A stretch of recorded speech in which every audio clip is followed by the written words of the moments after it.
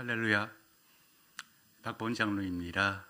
먼저 오늘의 간증자로 저를 세우신 하나님과 우리 화평의 교우님들께 감사의 말씀을 전해드립니다. 저는 아주 어릴 적부터 교회를 다녔습니다.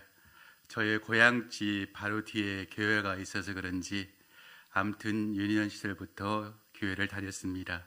지금은 고향교회가 저희 시골교회 시골 집 바로 앞으로 이전을 했습니다. 새롭게 건축되어 지어져 있습니다. 근데 세워진 교회가 초창기에는 황토밭 위에 건물만 덩그러니 세워지다 보니 비가 오면 흙이 떠내려가서 주변이 파이곤했습니다. 제가 고등학교 여름방학 때에 고향집에 와서 교회에 가보니 태풍에 비가 엄청 내렸는데 교회 건물 주변에 홍수에 흙이 파이고 떠내려가서 골이 깊게 패여 있었는데요. 아마도 교우님들께서 상상해 보시면 대충 그 모습이 떠오를 겁니다. 그런데 어른들께서는 평탄 작업을 하지 못하셨더라고요.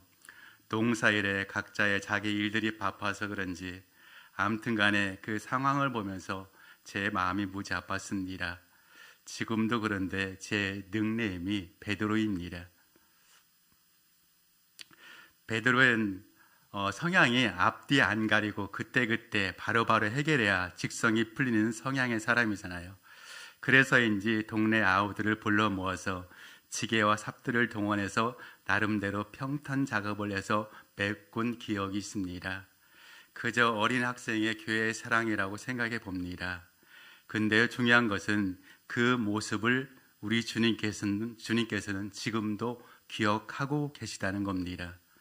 우리가 봉사를 하면서 사람에게 보이든 아니 보이든 그저 하나님만을 바라보면서 묵묵히 실천하다 보면 사람들이 아니 알아준다고 푸념할 필요도 없고 보여주려고 애쓸 필요도 없고요. 아주 순박하게 봉사를 하다 보면 그 마음을 우리 주님께서 반드시 기억하시고 갚아주신다는 것을 깊이 깨달아 알았습니다.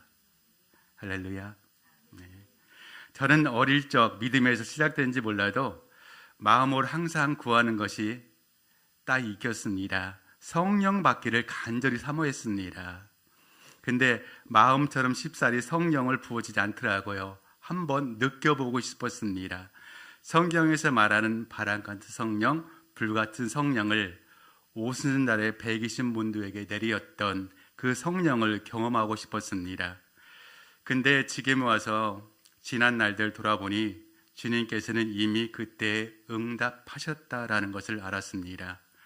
제가 마음으로 소망을 가지고 기도할 때에 주님께서는 하늘에서 제 기도를 들으시고 오순날에 그 성령을 부어주시기로 이미 그때 응답하셨는데 저는 계속해서 보여지지 않고 느껴지지 않으므로 제 기도를 듣고 계신가요? 의심하며 반문할 때도 있었습니다. 단지 기도의 응답이 내 방법, 내 뜻대로 내가 원하는 시간에 이루어지지 않을 뿐이지 하나님의 때에 하나님의 방법으로 주신다는 것을 그땐 어리석게도 몰랐습니다. 초등학생이 자동차를 사달라고 부모님께 뗐으면 부모님께서 경제력이 충분할지라도 사주실까요? 당연히 생각 있는 부모라면 거절하시는 게 당연하겠지요. 이처럼 기도의 소원들도 하늘에서 주님께서 들으시고 판단하셔서 바로 응답 주시든가 아니면 후회 주시든가 아예 거절하시든가 구하는 것은 제 마음이지만 응답 또한 하나님께 전적으로 달려 있다는 것을 알았습니다. 또한 응답하시는 방법도 주님의 시간에 응답해 주신다는 것을 알았습니다. 마침내 주님의 때가 왔는지 주님께서는 먼저 저를 준비시키는데 말씀으로 마음으로 읽어지면서 그 말씀 속으로 제가 빨려 들어가는 느낌을 느끼곤 했습니다. 그런 시일이 계속 되었는데 어느 날 찬양 예배를 통하여서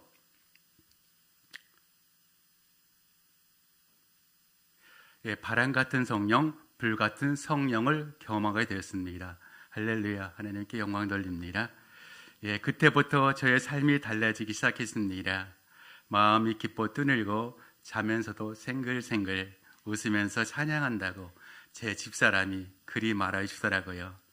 길을 가면서도 엉덩이가 춤을 추고 한마디로 주체할 수 없는 마음의 기쁨이 있었습니다. 한 말씀으로 축약한다면 죽은 영혼 살리시려 이 땅에 오신 예수님을 경험하는 시간이었습니다. 하지만 저에게는 또 하나의 기도의 제목이 있었습니다. 아주 치료가 어려운 마음의 질병을 가지고 있었습니다. 좀 더 정확하게 표현한다면 공황장애와 우울감과 화병으로 신경정신과 치료와 약물을 먹고 있었습니다. 믿어지지 않으시죠? 이때가 제가 서울에서 시흥으로 이사가는 때쯤이니 아마도 27년 전쯤으로 생각이 듭니다. 저는 생각했습니다. 성령이 임하시면 모든 문제가 다 해결되는 줄로 알았습니다. 하지만 현실에서의 삶의 형태는 그리 쉽사리 변하는 것 같지 않았습니다. 아시는 분들은 아시겠지만 신경정신과적 질병의 시작은 수면 장애로부터 시작이 되더라고요. 자지 말아야 될 때 졸음이 오는 것도 문제이지만 특히 예배 시간에 졸리면 안 되잖아요. 문제지만 정말 자야 할 때 정말 뜬 눈으로 밤을 지새운다는 것은 정말 큰 고통이고 정말 고문이었습니다.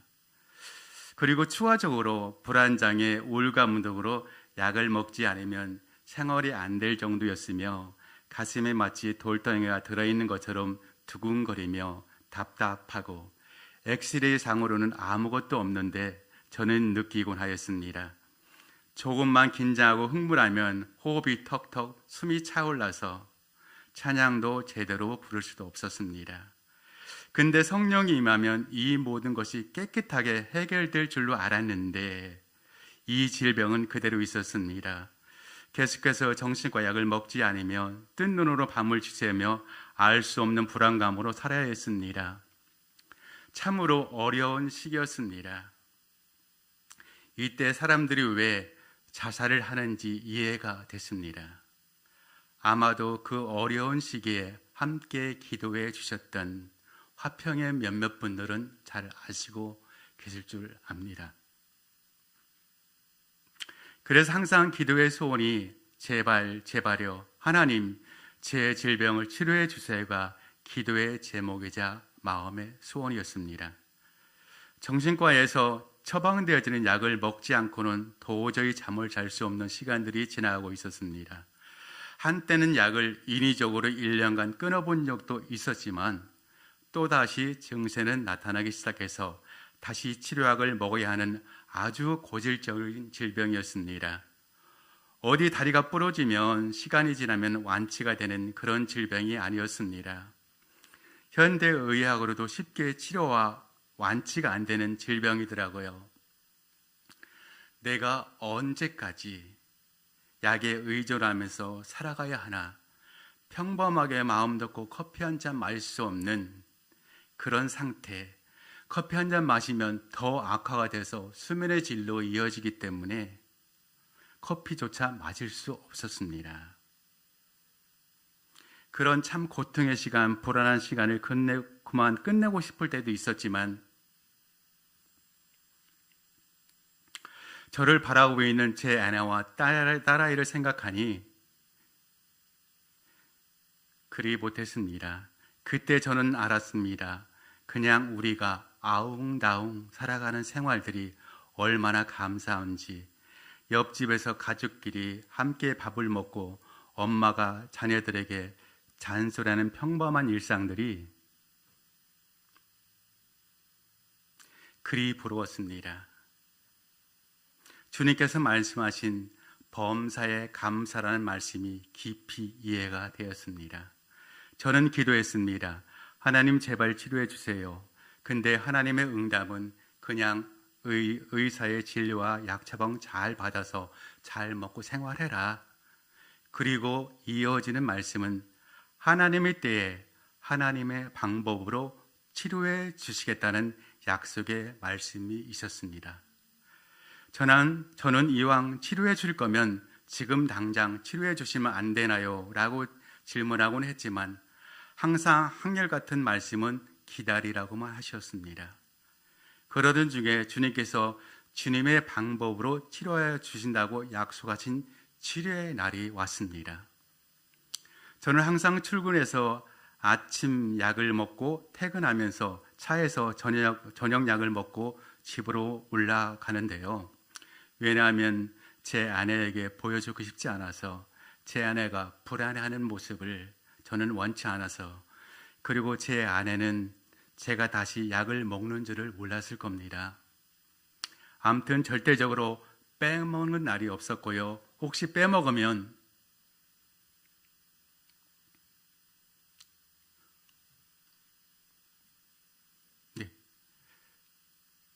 제가 우리 목사님의 약속한 시간에 이제 끝내를 또박또박 읽으려고 하는데, 네, 그랬습니다.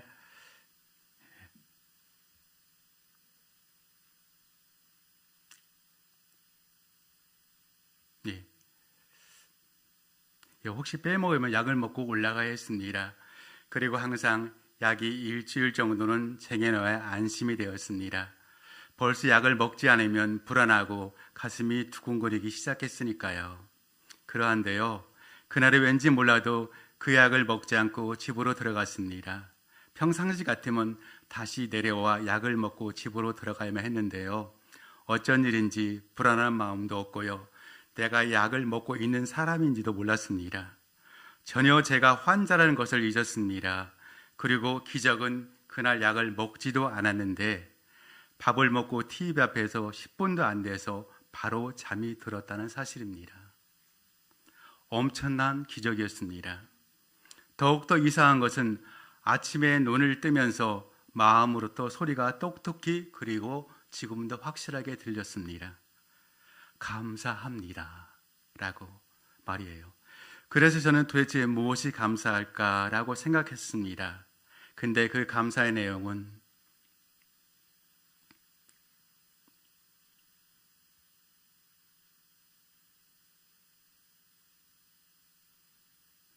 그날 밤에 주님께서 저를 깊이 잠들게 하시고 저에게 직접 영으로 찾아오셔서 저의 아픈 상처를 만져주시고 치료하여 주시고 가셨다는 것을 알았고, 그러하게 내 영혼은 소리내어 감사의 표현을 올려드렸던 날이었습니다.